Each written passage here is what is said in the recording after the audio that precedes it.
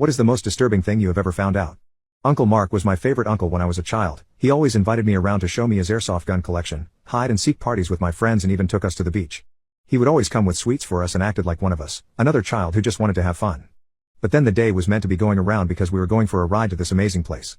My dad was happy and cheerful for the entire day. He was going on about how much he loved the fact his brother wanted to be in his children's life until he got a call. I was in my room, packing my stuff, when I heard the most blood-curdling scream from my dad. He was screaming and raging. I heard him rip open our front door and slam it back shut with enough force to make the picture next to it fall off the wall. I didn't see my dad for a long while after that, and he never told me why until we had this talk. Mom had a lot of money saved up from a minor lotto win, so we were okay, and she always smiled and said Daddy is just away for a little while because he was looking after me and my siblings whenever I asked where he was. Uncle Mark didn't come around either during this time, but we did see him in town a couple times. Funnily enough, he ran away the moment my mom saw me waving at him. 9 months later, Dad came home and I excitedly ran and hugged him. He hugged me right on back with a good squeeze. We had a party to celebrate him coming home. We had food and cake and all the usual stuff. I was just happy my dad was home though.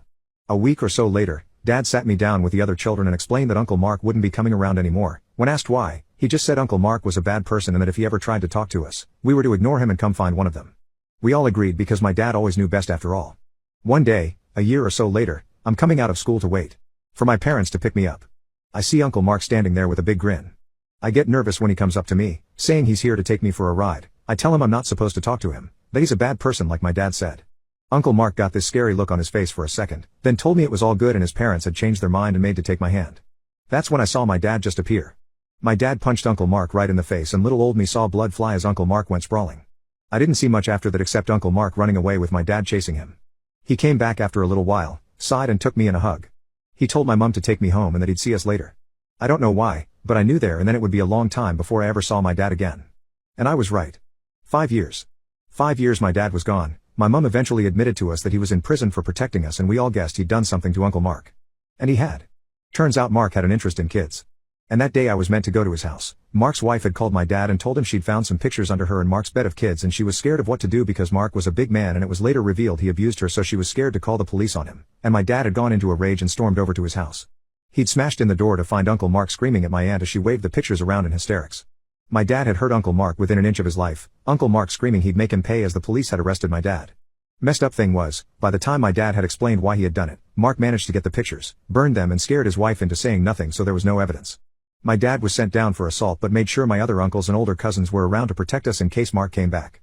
But oh no. Mark waited until my dad thought we were safe. And then, according to my dad, had come to kidnap me from the school right under their noses. Who would stop him?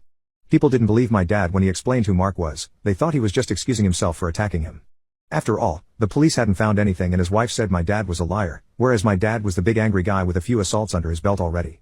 So all they saw was my nice uncle here to pick me up. He had gotten away from my dad at the school. My dad had tripped and it gave him the chance to run. But my dad knew where he would go. Knew Uncle Mark would run home to hide and more than likely destroy any evidence he had gotten since destroying the last lot. He also knew the police would be on his tail for the attack on the school, so he didn't have long. Difference was, though, my dad had his car while Uncle Mark was on foot. So, he drove over and demanded to know if my aunt was going to lie again, after what Uncle Mark had just tried to pull. Now, I don't like my aunt much after what she pulled the first time, but I think in that moment she really realized what a monster my uncle was. He was willing to do this to her nephew just for pathetic revenge for being called out. She said she wouldn't stop my dad or save Mark this time. My dad ordered her to get all the evidence she could as he waited for Mark to appear. She came back down with pictures. Lots of pictures. He then told her to go, wait 1 hour and then call the police. He was ending this. And as Uncle Mark appeared, my dad, who had been waiting behind the wall of his garden, slammed him through the door of his house. And then proceeded to take his life. My dad was arrested for taking his life and did so without resistance, only saying he wished they'd done his job for him. He said he didn't regret it, but that he wished he had done something else purely so that he didn't miss out on so much of my life. I told him I was forever going to be proud of him for that, and that I loved him.